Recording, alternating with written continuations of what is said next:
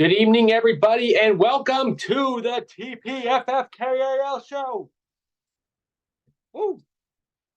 It's a cat in my hand. I hope everyone's having a great evening. We're going to do an official round robin tonight. It is Wednesday night. Going to talk about a bunch of great things. Once again, this is Frey, your host of the TPFFKAL show, two-time GM of the year, current Pantheon Cup champion. We have a lot of great things to talk about. We're having a little bit of a tough time getting some of these shy guys on, but we're gonna send a round robin out. We're gonna see if we can get on.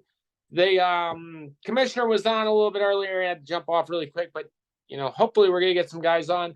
If we don't get anyone on, you're just gonna hear me talk for the next couple minutes. So nothing wrong with that. But I'm going to send this text out right now to the group chat of the TPFFKAL. Some smart guys on here. We're gonna see if we get anyone on. Hold on one second.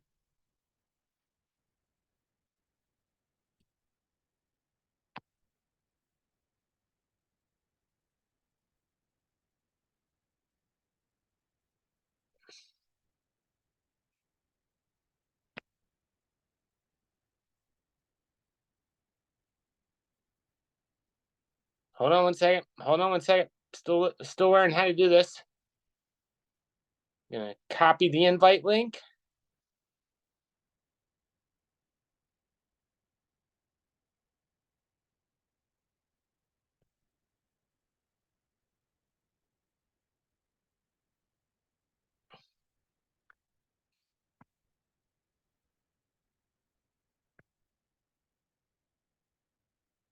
All right, let's see if we get anyone on. So we got a couple announcements to go over.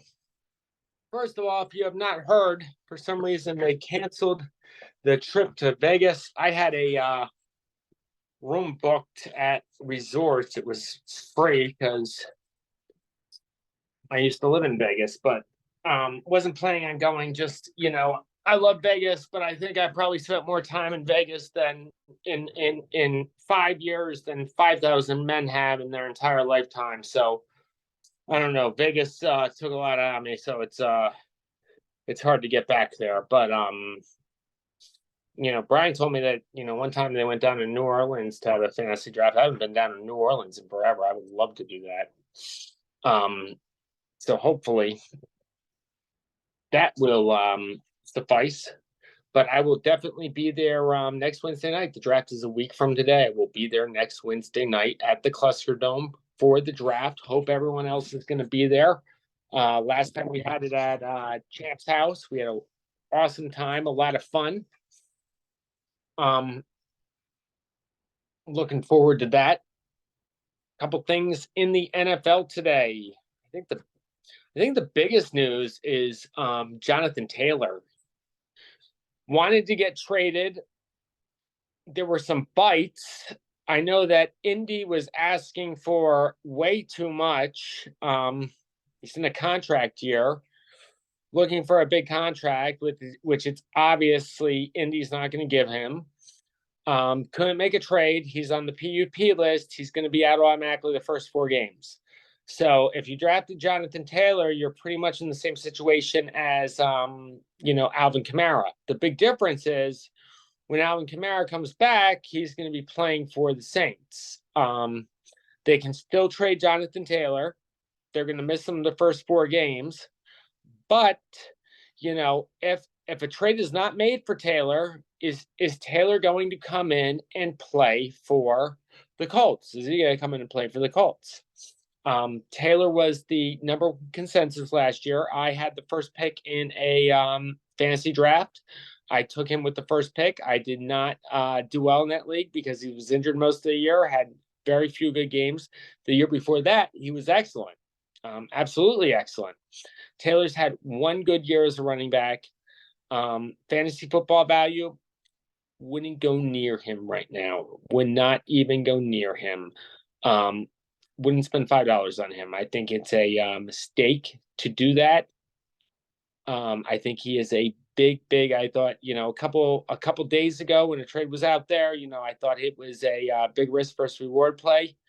You got to take risks in fantasy football to do well. I thought it was a great play. A good friend of mine, Matt Contardi, took him in a big money league and talked to him today. He's hurting. So Taylor, I would not go near right now. Other things that we talk about, Michael Thomas has the number one wide receiver 3 or 4 years ago. 4 years ago was a while ago, but Michael Thomas was unstoppable. Unstoppable. The guy was unstoppable. Lots of injuries with the toe, the ankle. He says that he's fully healthy. Coming back on the Saints, big difference here. Big difference. Much older now. Drew Brees was his quarterback in the great years that Michael Thomas had. Saints were a great team. They were a playoff team. Beat the Eagles one year. New wide receiver out there, Chris Olave, great receiver. Thomas isn't even going to be the number one there. Michael Thomas, I am not going near. Not going near, not even going to touch him at all, trying to stay away from Michael Thomas whatsoever, everywhere. Don't think that guy has a chance. Looks like we're not going to get anyone on. So, other things that I'm going to talk about, I might have to try this again tomorrow night. The TPFFKL show might be wearing out. It's all Doug's fault. Doug wasn't such a weenie, this would be a much popular show. Other things that we have to talk about is backfields. 3 backfields are a little strange right now.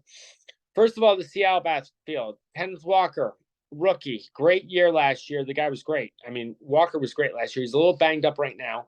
Anyway, Seattle goes and they draft Zach Charbonnet in the 3rd round. Zach Charbonnet from UCLA. This guy is phenomenal. I thought Charbonnet should have been up there with Gibbs. I was shocked that Gibbs went that early, and I think he was the 12th overall pick, and I thought Gibbs was going to be like a early to mid 2nd round pick, but shocked that Gibbs went. Detroit took him with the 12th pick. I thought Charbonnet was going to be up there in the 2nd round. Seattle took him. They know something that we don't about Kenneth Walker. And Charbonnet is a great player. I can see, not even by midseason, I can see Charbonnet being the number one in that backfield. And I can see Walker going down too. I don't think Walker's 100% healthy. I think that they know something about him. It looks like we're going to have James Winchell on here, which is good. Hey, James, how you doing? Good, bud. How are you? I'm great. Welcome to the show. Thank you. Am I the only one here? Yeah, you're the only one here. We got a bunch of, I think we have a couple people in this league that, I think we should just kick out. Actually, I think Doug, we should just kick the guy out. I think you just need to go a little easier on Doug to bring him in. Do you think that's it? Like, I need to play nice? Yeah. I don't know. We'll see. I want to see if he even drafts. I have a feeling he's not even going to draft. So no, I think he will. I think he's just going low profile. And I think the more you call him out, the more you're messing with his plan. Okay. Maybe when he goes, maybe when we get him, maybe during the season we'll get him on. Maybe guys don't want to share their draft strategy. Maybe that's it. Yeah, I mean, I've been a little cagey about that, and then certainly some others have as well. So it wouldn't surprise me. So let me get your opinion on a couple things. Sure. Jonathon Taylor. Yeah. Jonathon Taylor had a great year 2 years ago. I had the first pick in the draft last year. I drafted him. Had a really bad year in that league. Mm-hmm. He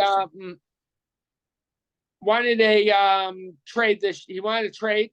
They didn't get a trade done. He's on the PUP list. He's out for about the first 4 games. What's his fantasy value right now? So, this is actually a good day to ask me that question. So, I did a 24-man draft tonight, and Jonathon Taylor went in the first half of the fourth round. So, let's call that pick, I don't know, 78 to 80, somewhere in there. And then, interestingly enough, halfway through the ninth round, I was able to pick up Zach Moss, who I don't think people realized at that stage was the only starting running back, left in league, 3 rounds after, all the starting running backs should have been gone, 4 rounds after, really, in a 24-man. And really it gets kind of complicated from this point, right? Because even if he's traded, he's out for the first 4 games. And, if you think about how most teams use the pup designation, Jerry Jeudy wasn't put on the pup, No. which tends to mean that he's expected to be back before week 4. Right. So just him being put on the pup, right? It then becomes a question of what is the motivation, right? Is Jonathon Taylor holding in? Well, Right. I can't see, it's like if I know there was some interest in him, but I know Indy's asking a whole lot. And if he, let's just say he doesn't get traded, is Right. he even going to play for the Colts? I mean, yeah, exactly, right. So if he's holding in, and it's not really a reflection that he is still hurt, or that the team is trying to mask the fact that he's refusing to practice, which he had his surgery back in January, so it would be very odd if he's still legitimately injured and unable to practice at this stage. That would suggest something far more serious than would be expected. But it you said, basically comes down to, I think it's maybe by week 11 that he would have to return to the team in order to have it count as a year of service. Otherwise, the Colts and Taylor end up repeating this whole cycle next offseason. So if he's not traded, I would actually say I would expect him to miss more than half the season, show up the week that he absolutely has to, just to make sure that his season of service gets counted, and then try to force his way out. I think, and I mean, I think that one thing in the NFL too is, I think that I know at first Indy wanted a ton for him. Like, I think they want, I know that they wanted like a first round pick for them. You're not going to get a first round pick for Jonathon Taylor. You're going to get like, well, apparently they asked for Jalen Waddle. I mean, I think that's like, I mean, I can't see, it's like McCaffrey last year went for a second and third. So it's like, and I mean, he's the best running back in football. So it's like, and, Taylor's had one good year. The guy's had one good year, and he's been, and McCaffrey's been hurt, but, this guy's, he still has a lot. He's young. He's still only 24 years old, but he's got, it's like, I can't see this guy going for anything more than like, what, you're not going to get you're going to get a fourth round pick if you're lucky almost. Yeah. I mean, I think, apparently Green Bay was in on this, and, I think the move really would have been for like Aaron Jones and a second round pick. Aaron Jones is 32, so I think I think that sort of reflects why Green Bay, even inquired. But if they're asking for stuff like Jalen Waddle, then I don't want to pay you because running backs aren't valuable, but running backs are so valuable that I should be able to get a second-year wide receiver or a third-year wide receiver, who has as much upside as anybody in the league. Like they're talking out of both sides of their mouth, and I think all it really does is reinforce Taylor's point in why he elected to hold out in the first place. Yep. It's gonna be interesting. It's gonna be interesting how it works out. Michael Thomas, Michael Thomas said today that he is 100% healthy. Michael Thomas played 10 games in the last 3 years. Before that, he was probably the best wide receiver in the NFL. At least top 5. A lot's Sure. changed. Drew Brees was the quarterback. There was not a guy like Chris Olive on the other side. So, does Michael Thomas have any fantasy value at this point? So, I don't remember if it was here in the Portofino or if it was in the other league that you and I do together, but in one of those, Michael Thomas went for $19 last year. And I think, going into week 3, half of the league was lamenting the fact that they hadn't ponied up because Michael Thomas was absolutely destroying. And I think, the best comparable, to answer this question is really Kadarius Toney. Kadarius Toney came into training camp in great shape, was doing wonderful, and then he Kadarius'd himself, and on day 1 of training camp, he's hurt and he's out until week 1 or maybe until week 2. And you're gonna get 3 to 4 games, right? And those 3 to 4 games might be wonderful. Right. Right. You just have to decide what those 3 or 4 games are worth, because ultimately you're not trying to win in September, you're trying to win in December. And all September does really is help put you in position to get there. But I'd be shocked if Michael Thomas still had fantasy value entering the playoffs. It's funny. I was playing in those best ball DraftKings lineups, and I was drafting Toney like crazy, 2 weeks ago, right? And haven't even gone near him since. And the Giants got rid of him for nothing, and the Giants didn't even hold him. I mean, they didn't hold him that long. They didn't even have him that long, So, that's just one of those guys where, he's got all the talent in the world, but it's not going to work out. And Thomas, and I mean, look, if Toney can manage to play, he almost certainly becomes the number 1 wide receiver in that offense. But, that's a big if. Yeah, it's a big absolutely. if. 3 backfields that I'm going to talk about really quickly. Sure. Let's start with Seattle. So Kenneth Walker had a great year last year, rookie year, right? He's a little banged up now, but Seattle goes and they draft Zach Charbonnet. I thought Zach Charbonnet was fantastic in college. I thought he should have went. I thought he was going to go right behind Gibbs. I was shocked that Detroit took Gibbs in the 12th pick. But I thought Charbonnet was going to be I thought Charbonnet right next to Gibbs or right behind him. He gets drafted in the 3rd round, and he gets drafted by Seattle, who just drafted a running back, right? So I think that Seattle knows something about Walker that we don't. And I think I don't even think by midseason. I think by the first 4 or 5 games, you're going to see Charbonnet being almost the bell cow.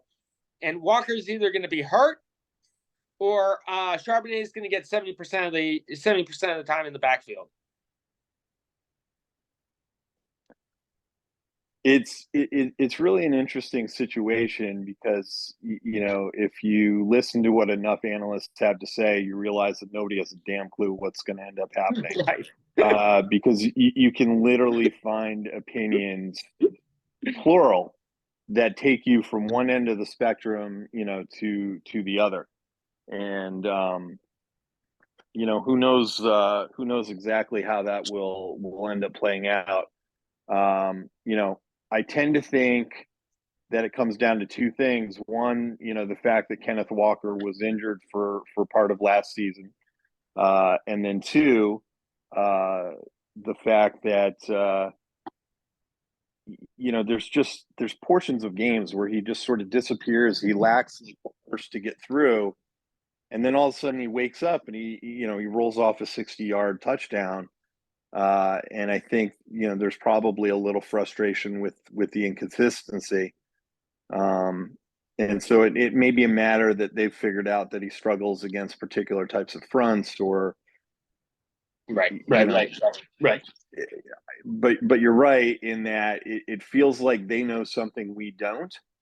Um, in the case of the wide receiver that they picked up, it's a little easier to understand in that, Tyler Lockett's 30s in the last year of his contract. They clearly don't intend to re-sign him. You get JSN now, you give him a year to learn the offense. He can sort of function as the third receiver, Sure. pick up a little bit of volume, get into the flow, and then by next year, in theory, he is just cleanly replacing um, Tyler Lockett. But with Charbonnet, it's much more of a muddy picture. Yeah. And I mean that pick with JSN, that was kind of like it was a bonus pick almost, because I think they had they had the fifth pick and the 19th pick from the Russell Wilson trade. Yeah. Um, New York Jets, Brees Hall, first running back taken last year in the draft, played great, I think, until he tore his ACL. Um, they say he's healthy. Jets signed Dalvin Cook. Dalvin Cook, um, I mean, I thought Dalvin Cook had a pretty decent year last year. I was surprised that Minnesota cut him. Obviously, they didn't want to pay him. I think Dalvin Cook still has a lot of gas in the tank. How's that going to work out? Yeah, I mean the Dalvin Cook move really feels like it was just about salary cap, because he was going to be one of, if not the highest paid running back in the league, and clearly that's just not where the trend line is on wage rates these days. Um, you know, the Jets signing Dalvin Cook was just the absolute worst result that could have happened, because Brees Hall's knee injury was you know, kind of as clean as ACL injuries go, and really gave him a better shot to come back, um, you know, and be full steam before midseason. Um, but now with Dalvin Cook there, they're paying him too much for it to purely be an insurance policy. But Brees Hall is too valuable for it to, for him to just sort of fade out and disappear for a year. So this is feeling a lot like a 1A, 1B situation, and the question just becomes what version of that is it? Is it, 2020 Dallas, where Ezekiel's still getting, the majority of the carries? Is it 2022 Dallas, where it depends what part of the season we're in? Right. Um, and again, it's just a backfield that really took a huge hit, and it's very unfortunate. Are you drafting any of those guys? I can't remember. I mean, I don't think I've touched either one of them. It's just like, and I'll tell you another thing that I haven't touched, and this will be the final question, the final one. But the Eagles backfield, I haven't touched anyone in the Eagles backfield. You have Swift, you have Penny, you have Gaineswell. You Yep. also have Jalen Hurts, who had how many rushing touchdowns. I don't think any of those guys have any fantasy value whatsoever. Well, it feels to me like a situation where one of them is going to end up having fantasy value. But the trick here is you don't get style points for being the person who manages to guess correctly on that. So you're really just taking on a lot of risk. At various points during training camp, I've heard, rumors that Penny might get cut or that Swift might get cut. Gainwell's, running most of the reps with the first team Gainwell's in playing great, yeah. games.